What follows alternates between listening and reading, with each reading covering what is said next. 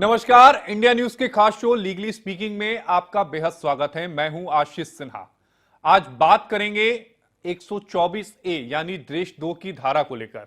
सबसे अहम सवाल यह है कि इसको लेकर लॉ कमीशन ने एक रिपोर्ट जो है वो तैयार की है, जिसे कानून मंत्रालय में भेजी गई है। दरअसल आज इस धारा पर चर्चा इसलिए क्योंकि लॉ कमीशन ने अपनी रिपोर्ट में इस धारा को कुछ संशोधन के साथ बरकरार रखने और इसके तहत सजा को बढ़ाने का सुझाव दिया है। यह पूरा मामला उस समय चर्चा में आया जब सुप्रीम कोर्ट ने एक जनहित याचिका पर सुनवाई करते हुए इस धारा को प्रभावहीन कर दिया, या यूं कहें कि अंतरिम रोक लगा दी, जिसका अर्थ यह है कि इस धारा के तहत ना तो अब नया मुकदमा दर्ज हो सकता है, न ही पहले जो मुकदमे दर्ज हुए थे उन पर सुनवाई हो सकती है। लेकिन अब लॉ कमीशन की रिपोर्ट के बाद यह सवाल उठने लगा है कि केंद्र सरकार क्या आने वाले मानसून सत्र में कोई विधेयक लेकर आएगी। लॉ कमीशन के सुझाव विधेयक में शामिल किया जाएगा, लेकिन आपके जहन में कई सारे सवाल उठ रहे होंगे 124 ए यानी देश 2 की धारा को लेकर। लॉ कमीशन ने देश 2 की धारा को लेकर अपनी रिपोर्ट में क्या कुछ कहा है, पहले हम आपको वो बता देते हैं, उसके बाद मेहमानों से आपका परिचय कराएंगे। लॉ कमीशन ने जो सिफारिश की है उसमें लॉ कमीशन ने यह कहा है कि भारत की एकता और अखंडता की रक्षा के लिए राजद्रोह कानून जो है वो बेहद जरूरी है। देश 2 के मौजूदा प्रावधानों में दी गई सजा बेहद कम है। देश 2 में आईपीसी की धारा 124 ए में गिरफ्तार किए गए अभियुक्त यानी आरोपी की सजा बढ़ाई जाए। राजद्रोह को कम से कम 3 साल से 7 साल तक की जो सजा है वो की जाए। भारत की आंतरिक सुरक्षा के लिए खतरा है। नागरिकों की स्वतंत्रता तभी निश्चित की जा सकती है जब राज्य की सुरक्षा सुनिश्चित हो। लॉ कमीशन ने अपनी रिपोर्ट में यह भी कहा है कि भारत के खिलाफ कट्टरता फैलाने, सरकार को नफरत की स्थिति में लाने, नफरत फैलाने में सोशल मीडिया की भूमिका काफी अहम है। सोशल मीडिया पर राजद्रोह सामग्री प्रसारित किए जाने पर भी धारा 124 ए लागू हो। सरकार के खिलाफ हिंसा भड़काने वाले किसी भी अभिव्यक्ति पर विशेष कानूनों और आतंकवाद विरोधी कानूनों के तहत मुकदमा चलाया जाए। लॉ कमीशन ने अपनी रिपोर्ट में यह भी कहा कि जिसमें अभियुक्तों से निपटने के लिए कई कड़े प्रावधान हो। अगर कुछ देशों में देश 2 की जो धारा है वो खत्म कर दी गई है, तो भारत में भी उसे खत्म कर दिया जाए, यह ठीक नहीं होगा। इसी मुद्दे पर आज हम बात करेंगे, चर्चा करेंगे। हमारे साथ 2 खास मेहमान हैं। विनीत जिंदल हमारे साथ सुप्रीम कोर्ट के वकील हैं और ज्योति राणा हमारे साथ सुप्रीम कोर्ट की वकील जुड़ी हुई हैं। विनीत जी, सबसे पहले मैं आपके पास आना चाहूंगा। लॉ कमीशन ने जो अपनी रिपोर्ट आज कानून मंत्रालय को दी है, उस रिपोर्ट को आप कैसे देखते हैं? देखिए, बहुत पॉजिटिव स्टेप है। लॉ कमीशन हमारे देश के अंदर बहुत इम्पोर्टेंट एस्पेक्ट रखता है। जिस तरीके से इस पूरे मामले को लेकर सर्वोच्च न्यायालय के अंदर एक याचिका दायर हुई, उसके बाद 124 ए को लेकर रहेगा या नहीं रहेगा, उसको लेकर जो सवाल थे, वो मुझे लगता है कि लॉ कमीशन की रिपोर्ट में बहुत क्लैरिटी आई है। और 124 ए की जरूरत क्यों है, ये समझना भी बहुत ज़रूरी है इस लॉ कमीशन की रिपोर्ट के बाद। और मुझे लगता है कि 124 से ग्लोबलाइजेशन की वजह से साथ साथ जिस तरीके के एंटी नेशनल एक्टिविटीज़ जी। जो टाइम के साथ जो बदली हैं, जैसा लॉ कमीशन ने अपनी रिपोर्ट में भी कहा है कि सोशल मीडिया के ऊपर या इंटरनेट के ऊपर जिस तरीके से देश के खिलाफ जो गतिविधियां की जाती हैं, उनके ऊपर भी 124 से लागू किया जाए। तो ज़रूरत जो है 124 की, उसको बताया गया है। और पनिशमेंट को लेकर सबसे अच्छी बात यह है कि उसको बढ़ाने की बात की गई है। तो एक बहुत पॉजिटिव स्टेप है। कानून 124 से कितना जरूरी है और जी। उसको किस तरह से इम्प्लीमेंट करना चाहिए, उसको लेकर लॉ कमीशन ने बहुत विस्तृत रिपोर्ट अपनी दी है। और मुझे लगता है एक बहुत अच्छा कदम जो है लॉ कमीशन की तरफ से आया। ज्योति राणा जी, जैसा कि हम जानते हैं कि चूंकि आज का जो दौर है वो सोशल मीडिया का दौर है, शायद ये एक वजह तो नहीं है कि लॉ कमीशन ने अपनी रिपोर्ट में सोशल मीडिया पर भी अंकुश लगाने की कोशिश की है, क्योंकि कई बार हमने देखा है कि सोशल मीडिया के जरिए जो देश विरोधी जो सामग्री है उसको प्रचारित किया जाता है, प्रसारित करने की कोशिश की जाती है और बाकायदा इसके लिए टूल किट का इस्तेमाल किया जाता है। जी जी आशीष जी, बिल्कुल। आज के टाइम में सोशल मीडिया इतना ज्यादा वाइड स्केल पे सब लोगों के पास पहुंच चुका है कि सब लोग सोशल मीडिया पर हैं और सब अपना पॉइंट ऑफ व्यू, जो भी बातें हैं, सब अपना सोशल मीडिया के थ्रू बोलते हैं। सबका अपना ओपिनियन होता है हर टॉपिक, हर चीज को लेकर के। तो उसमें सोशल मीडिया पर ही इस तरह की एक्टिविटीज और इस तरह के स्टेटमेंट दिए जाते हैं, जिससे कि एक तरह का कोई भी किसी के अंदर कोई इस तरह की चीजें आ सकती हैं जो कि वायलेंस क्रिएट कर सकती हैं। तो सबसे पहले जानना जरूरी है कि ये जो बात मैंने कही, अगर मैं सोशल मीडिया पर मैं कोई भी बात कह देती हूँ, तो क्या उससे वायलेंस क्रिएट हो रहा है या नहीं? 124A कब अप्लाई होगा, कब एप्लीकेबल होगा? क्या मैंने सोशल मीडिया पर कोई स्टेटमेंट दिया तो क्या मेरे को 124A में पनिशमेंट दी जाएगी? क्या मुझे उसमें जो है डाला जाएगा? तो ये जो मिसयूज है ये भी बहुत ज्यादा हो रहा है इसको लेकर के, 124A को लेकर के। तो सोशल मीडिया पर बिल्कुल ये बात है कि सोशल मीडिया पर सब अपनी बातें, सब चीजें इस तरह से जी। बोल देते हैं। क्या उससे वायलेंस हो रहा है या नहीं हो रहा है? सुप्रीम कोर्ट ने भी क्लियरली बोला है कि क्या वायलेंस, क्या इंटेंट टू इंसाइट वायलेंस है। इवन लॉ कमीशन ने भी अपनी रिपोर्ट में बोला है कि इस एक्ट में अमेंडमेंट लाने की जरूरत है इस सेक्शन में, और वो अमेंडमेंट एनहांसमेंट ऑफ पनिशमेंट तो है ही, साथ साथ सेडिशन में ये भी लिखा है, डेफिनेशन में भी चेंजेस बोले हैं कि इंटेंट टू इंसाइट वायलेंस भी होना चाहिए। एक हमारा जजमेंट था 2015 का, बलवंत सिंह का जजमेंट, जिसमें 2 लोगों ने खालिस्तान जिंदाबाद बोला था। जी। तो आज के टाइम में अगर सोशल मीडिया पर इस तरह की कोई बातें आती हैं तो क्या वो 124A में पनिशेबल है या नहीं है, वो देखना बहुत जरूरी है। तो उसमें भी सुप्रीम कोर्ट ने बोला था सिर्फ 2 लोगों के बोल देने से नहीं ये, और उससे वायलेंस भी क्रिएट नहीं हुआ, तो उनको भी उसमें जो है उनको एक्विट करा गया था, और उसमें भी उनको 124A में पनिशेबल नहीं माना गया था। लेकिन तो विनीत जी, सोशल मीडिया का जी विनीत जी, जो लॉ कमीशन की रिपोर्ट है, जो रिकमेंडेशन लॉ कमीशन ने कानून मंत्रालय को दी है, अगर इस रिकमेंडेशन को मान लिया जाए तो क्या राज्य सरकारों की तरफ से इस कानून का दुरुपयोग होना शुरू तो नहीं हो जाएगा? क्योंकि देश के खिलाफ आवाज उठाना, सरकार के खिलाफ आवाज उठाना बहुत बारीक से उसमें लकीर भी हो जाती है, कई बार ये देखने को भी मिलता है। तो उस स्थिति में क्या होगा फिर? देखिए आशीष भाई, ये हम लोगों ने देखा है कि कानून जो लॉ बनते हैं वो एक बहुत थिन लाइन होती है क्रिमिनलिटी को लेकर, और उस थिन लाइन को लेकर जो सेंसिटिविटी है वो चाहे इन्वेस्टिगेशन एजेंसी हो चाहे वो सरकारें हो, सबको रखनी पड़ेगी। पर इसका मतलब ये नहीं है कि एक कानून जिसकी जरूरत है आप उसको खत्म कर दें। आप ये कहने लगे कि जी 124A का दुरुपयोग होगा इसलिए इस कानून को खत्म कर दिया जाए। तो ऐसे बहुत से कानून हैं जिनका दुरुपयोग होता है, और वो कानून अभी भी स्टैब्लिश है, अभी भी चल रहे हैं। समय के साथ अमेंडमेंट की जरूरत होती है, जैसा लॉ कमीशन ने कहा है कि आपको डेफिनेशन के अंदर चेंज करने की जरूरत है, आपको पनिशमेंट बढ़ाने की जरूरत है, आपको ग्लोबलाइजेशन हुआ है, सोशल मीडिया का प्रभाव बहुत बड़ा है, इंटरनेट का प्रभाव बहुत बड़ा है, तो वो सब चीजें इंक्लूड करने की जरूरत है। तो समय के साथ चेंज अच्छी बात है, लेकिन आप सिर्फ इस डर से कि उसका मिसयूज होगा आप उस कानून को खत्म कर दें जिसकी वजह से आप अपने देश की संप्रभुता को, अपने देश की एकता को सही से रखने की, और ऐसे लोग जो देश के खिलाफ लड़ रहे हैं, देश के खिलाफ बातें कर रहे हैं, उनको रोकने की बात करता हो, ऐसे कानून को आप खत्म करने की बात करेंगे, तो ये ज्योति मुझे जी, लगता है कहीं ना आपको क्या लगता है कि इस कानून का मिसयूज हो सकता है? जिस तरह की रिकमेंडेशन लॉ कमीशन ने की है, अगर वो सारी चीजें मान ली जाती हैं तो? आशीष जी, मिसयूज हो सकता है तो आगे कब है, लेकिन इसका तो मिसयूज शुरू से ही होता आ रहा है। इवन कुछ भी, अगर कोई जर्नलिस्ट भी किसी चीज के बारे में कुछ बोल देता है तो उसका तुरंत उसके अगेंस्ट में 124A के अगेंस्ट उसका जो है केस फाइल कर दिया जाता है। कोई कार्टून अगर बना देता है किसी पॉलिटिकल लीडर से रिलेटेड, तो तब उसमें 124A आ जाता है। तो इसका मिसयूज तो शुरू से होता आ रहा है, इसीलिए काफी सारी PILs भी सुप्रीम कोर्ट में गई। अब फ्यूचर की बात देखते हैं, क्या इसका मिसयूज हो सकता है? तो मिसयूज तो बिल्कुल, और भी कानून है, जैसे विनीत जी ने बोला कि और भी बहुत सारे लॉ हैं जिनका मिसयूज हो रहा है, लेकिन लॉ कमीशन ने क्योंकि इसका मिसयूज ना हो या कम हो या ना हो। ज्योति, आप अपनी बातों को पूरा करिए। जी जी आशीष जी, मैं ये बोल रही थी कि इसमें जो इसके लिए लॉ कमीशन ने एनहांसमेंट बोला है, पनिशमेंट लाइफ इम्प्रिजनमेंट का वो 7 साल कर दी गई है 3 साल से। तो इसके साथ ही एक चीज और बोली गई है कि अगर कभी भी 124A में कोई भी केस रजिस्टर हो रहा है, FIR हो रही है, तो उसके लिए 1963 CRPC में जो सेक्शन है उसमें ये क्लियरली बोला गया है कि एक प्रिलिमिनरी इन्वेस्टिगेशन करी जाएगी एक पुलिस ऑफिसर के द्वारा, और वो जो इन्वेस्टिगेशन का जो पुलिस ऑफिसर जो करेगा, वो जो उसकी रैंक होगी वो एक इंस्पेक्टर की रैंक होगी, उससे नीचे की रैंक नहीं होगी। तो एक इन्वेस्टिगेशन जरूर करी जाएगी इससे पहले, ताकि ये देखा जाए कि क्या ये एक्चुअल में केस बनता है, क्या FIR रजिस्टर होनी चाहिए। तो एक मिसयूज को रोकने के लिए एक ये स्टेप जरूर लिया जाएगा। लेकिन क्या उसका पालन होता है क्या ज्योति जी? उसका पालन हो पाता है क्या? जी देखिए, अब ये तो बिल्कुल आपने बात बिल्कुल ठीक पूछी है कि क्या इसका पालन होता है।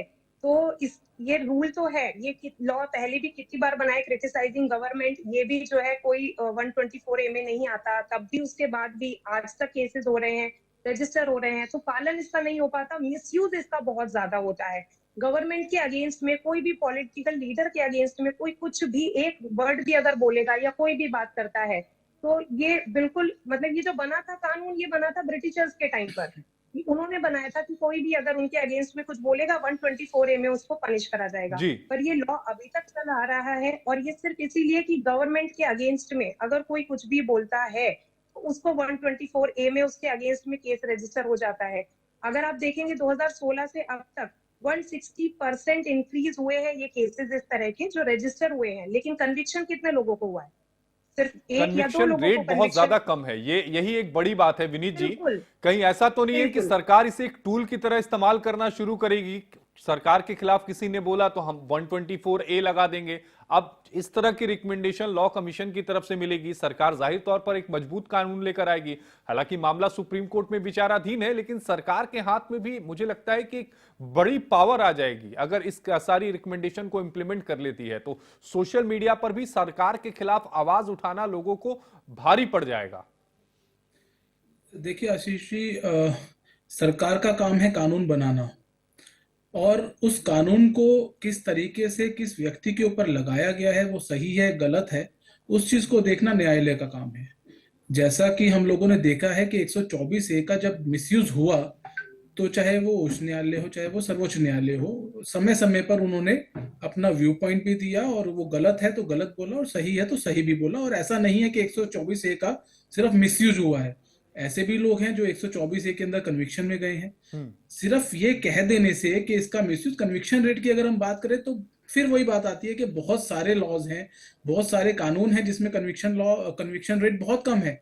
लेकिन इन सब चीजों का, या अंग्रेजों के समय के सारे कानून अंग्रेजों के समय पे हैं, सरकार उस चीज के ऊपर भी वर्क अपॉन कर रही है कि नहीं, ओवरऑल। लेकिन विनीत जी, जब सुप्रीम कोर्ट में इस मामले की सुनवाई चल रही थी तब याचिकाकर्ताओं की तरफ से यह दलील दी गई कि अंग्रेजों के समय में कई सारे जो कानून हैं उनको सरकार रिपील कर रही है, उनको सरकार खत्म कर रही है, लेकिन इस कानून को सरकार ने टच नहीं किया, सरकार इसमें अपना फायदा ढूंढ रही है। फिर वही बात आती है आशीष जी, देखिए कि ये आप इस कानून को रखने का जो बेसिक इंटेंट है, बेसिक इंटेंट हम लोग एक नेगेटिव एस्पेक्ट पे बात कर रहे हैं। हम बात कर रहे हैं कि सरकारें मिसयूज करेंगी। हम लोग ये देखिए कि क्या उन लोगों को पकड़ा जाना, उन लोगों के ऊपर कार्रवाई होना इम्पोर्टेंट नहीं है, जो लोग देश के खिलाफ लड़ रहे हैं, देश के खिलाफ बात कर रहे हैं, हमारे समाज के अंदर इंसाइट कर रहे हैं, लोगों को देश के खिलाफ भड़का रहे हैं। क्या उनके लिए ये कानून जरूरी नहीं है? उन लोगों को रोकने के लिए जरूरी नहीं है? बेहद फिर जरूरी है मेरा ये कहना कानून। वही है कि कानून बनाना सरकार का काम है, और उस कानून का इम्प्लीमेंटेशन सही से हो, ये देखना न्यायालय का काम है। अगर कुछ गलत होगा तो वो न्यायालय देखेगा। इस चीज को लेकर इतना हो मचाने की कोई, मुझे नहीं लगता कोई जरूरत है।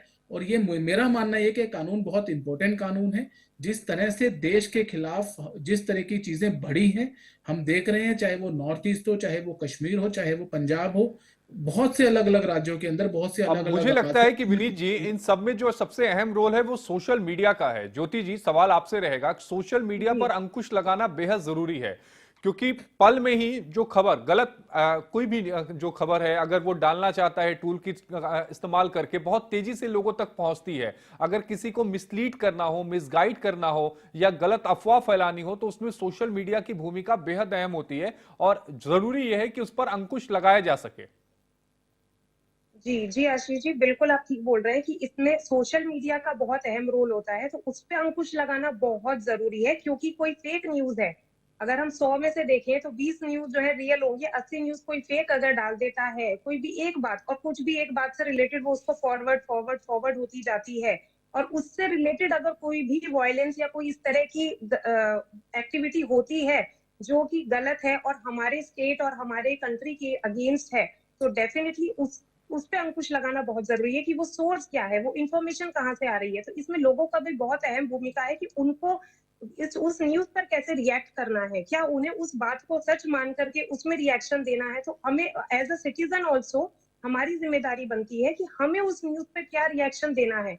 तो ये बिल्कुल अंकुश लगाना बहुत जरूरी है। सोशल मीडिया एक ऐसा प्लेटफॉर्म है कि यहाँ जी पर सब लोग आकर के अपना व्यू भी देते हैं, और उस पर फिर वो लोग जो है दूसरे को भड़काते हैं, या कुछ भी इस तरह का स्टेटमेंट दिया जाता है, कोई अपनी वीडियो इस तरह डाल रहा है, या कोई किसी तरह की कोई फोटोग्राफ डाल रहा है, उससे जो है लोग बहुत भड़क जाते हैं, एक तरह का समूह जो है भड़क जाता है, और उससे फिर वायलेंस क्रिएट होता है। तो बिल्कुल सोशल मीडिया पे अंकुश लगाना बहुत जरूरी है। इसीलिए लॉ कमीशन की रिपोर्ट में भी सोशल मीडिया को लेकर के ही बात करी गई है विनीत जी, कि अगर जो इस जिस पूरे तरह से जी जी ज्योति, पहले आप अपनी बात पूरी कर लीजिए, फिर मैं विनीत जी के पास जाऊंगा। जी मैं आशीष जी यही बात बोल रही थी कि अंकुश लगाना इससे जरूरी है। लॉ कमीशन की रिपोर्ट ने भी सोशल मीडिया का रेफरेंस इसी के उसमें दिया है कि इस पर जो रोक लगाई जाए, या सोशल मीडिया के थ्रू जो वायलेंस अगर हो रहा है, तो उसके लिए 124A में चेंजेस लाने बहुत जरूरी हैं। जो पनिशमेंट है उसका इनहेंसमेंट बहुत जरूरी है। यही सबसे अहम बात यही है कि विनीत जी, जो लॉ कमीशन ने अपनी रिपोर्ट में रिकमेंड किया है, पहला तो 124A में कई सारे संशोधन की बात कही है, और सबसे अहम जो मुझे लगा कि सजा को बढ़ाने की बात यहां पर लॉ कमीशन कह रहा है। एक तरफ जब सुप्रीम कोर्ट में मामले की सुनवाई चली, सुप्रीम कोर्ट ने इस धारा पर ही रोक लगा दी। लॉ कमीशन ये कह रहा है कि नहीं, वक्त की जरूरत है, इसमें सजा तो कम की ही नहीं जा सकती, बल्कि सजा बढ़ाने की सिफारिश यहां पर लॉ कमीशन ने की है। जी बिल्कुल, मैंने शुरू से मैंने यही बात बोली है कि हम लोगों को ये समझना पड़ेगा कि समय के साथ कानून में बदलाव जरूरी है, लेकिन उस सेक्शन को खत्म कर देना, उस सेक्शन को रिपील कर देना, मुझे लगता है कि सोल्यूशन नहीं है। सोशल मीडिया गवर्निंग लॉज बने थे, हम लोगों ने देखा, मेरी पिटीशन थी सर्वोच्च न्यायालय के समक्ष, जिसके बाद जो डायरेक्शंस थी वो आई, और सेंट्रल गवर्नमेंट ने एक पूरा एक्ट बनाया सोशल मीडिया को गवर्न करने के लिए, कैसे काम होगा, कैसे करा जाए, और किन लोगों को जो फेक न्यूज को लेकर किस तरीके की रोक लगाई जाए। लेकिन उसके बाद भी हम लोग अभी भी देख रहे हैं कि जिस तरीके से जो सारा ये सिस्टम है सोशल मीडिया का, बहुत बड़ा एक स्ट्रक्चर है, उसको रोक पाना, उन सब चीजों को गवर्न कर पाना, उन चीजों को जो मिसयूज ऑफ फेक न्यूज और मिसयूज ऑफ सोशल मीडिया चल रहा है, उसको कैसे रोका जाए या किस तरीके के एक्शन लिए जाए।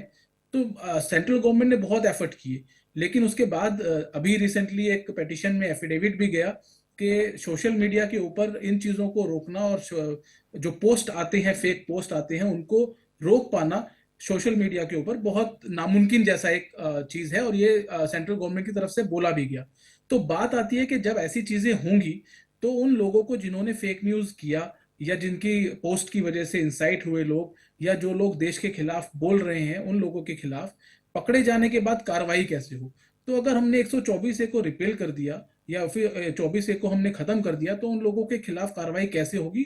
और लॉ कमीशन ने बहुत अच्छा और पॉजिटिव स्टेप ये लिया है कि सोशल मीडिया को गवर्न करने की बात की। 124A के अंदर जो व्यक्ति देश के खिलाफ बात करेगा, उसको 124A सोशल मीडिया के ऊपर भी जारी किया जाए, लगाया जाए। अब मुझे लगता तो है ये ये बहुत बेहद जरूरी इंपॉर्टेंट है। ज्योति जी, जी। एक सवाल जो दर्शकों के मन में होगा, अगर लॉ कमीशन कोई रिकमेंडेशन कानून मंत्रालय को देती है, तो उसके बाद का प्रोसेस क्या होता है, कैसे वो कानून के रूप में शक्ल लेता है, कैसे कानून बनता है वो?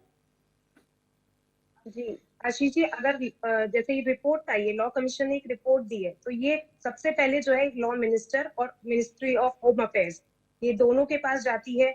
उसके बाद ये कैबिनेट के पास जाती है रिपोर्ट, और उसके बाद पार्लियामेंट में। तो जो लॉ चेंज जैसे होता है, तो डेफिनेटली जैसे हम सबको पता है कि एक पार्लियामेंट के पास ही पावर है, और उसके बाद बिल पास होता है। तो ये एक प्रोसीजर है। तो पहले जो है ये रिपोर्ट जाएगी आपके लॉ मिनिस्टर के पास, उसके बाद और home minister as well as ministry of home affairs के पास, और फिर उसके बाद कैबिनेट, देन पार्लियामेंट। और पार्लियामेंट में अगर ये अप्रूव हो जाता है, तो एक बिल पास करा जाएगा, जिसके बाद ये कानून आ जाएगा। जी विनीत जी, आपसे आखिरी कमेंट चाहूंगा। इस कानून के बनने के बाद अगर ये सारे एक्ट्स को मान लिया जाता है, सारे रिकमेंडेशन को मान लिया जाता है, तो मुझे लगता है कि जो देश का कानून हो, जो मुल्क का हमारा कानून होगा, वो और ज्यादा सख्त हो जाएगा। और मुझे लगता है कि कम से कम इस समय जो मुल्क के हालात हैं, जिस तरह से सोशल मीडिया पर चीजों को प्रसारित बहुत तेजी से किया जा रहा है, उसके लिए बेहद जरूरी है। बिल्कुल, देखिए, कानून तो अगर सख्त नहीं होगा, कानून बनाया इसीलिए जाता है कि सख्त होगा लोगों को मनवाने के लिए, और लोगों को उस तरीके से एक स्ट्रक्चर जो है, हमारे सोशल स्ट्रक्चर जो है, उसके अंदर सब लोगों को सभ्यतापूर्ण रहने के लिए। तो कोई भी ऐसा एक्ट जो हमारे लोगों के जान माल को नुकसान पहुंचाने वाला हो, देश को नुकसान पहुंचाने वाला हो, ऐसे एक्ट्स को रोकने के लिए तो कानून सख्त होना बहुत जरूरी है। और लॉ कमीशन की जो रिकमेंडेशन है, 124 ए को लेकर मुझे लगता है वो बहुत इफेक्टिव है, और समय के साथ जो भी इम्प्रूवमेंट की जरूरत होगी वो हमारा लॉ कमीशन हमेशा देता रहा है। और मुझे लगता है कि जल्द से जल्द 124 ए को लेकर जो रिकमेंडेशन दी गई है उनको प्रोसेस को फॉलो करते हुए उसको जल्द से जल्द इम्प्लीमेंट करके हम लोग देशद्रोही जो है उनके खिलाफ कानून को, कड़े जी कानून को लागू कर सकते हैं। विनीत जी, आपका जुड़ने के लिए बेहद शुक्रिया। और इसके साथ धन्यवाद। सबसे अहम बात, ज्योति, आपका भी जुड़ने के लिए बेहद शुक्रिया। सबसे अहम बात थी कि दोनों हमारे साथ जो कानून के जानकार थे उन्होंने अपनी बातों को रखा और सबने ये कहा कि जो रिकमेंडेशन दी गई है 124 ए में को लेकर लॉ कमीशन की तरफ से, वो रिकमेंडेशन जायज है, क्योंकि वक्त का की नजीर यही है, वक्त की मांग यही है कि इस समय इस तरह के कानून में बदलाव किया जाए, कानून को और कठोर किया जाए, ताकि सोशल मीडिया पर भी अंकुश लगाया जा सके। सजा बढ़ाने का भी दोनों ही मेहमानों ने समर्थन किया है। इस बुलेटिन में इतना ही। देखते रहिए इंडिया न्यूज।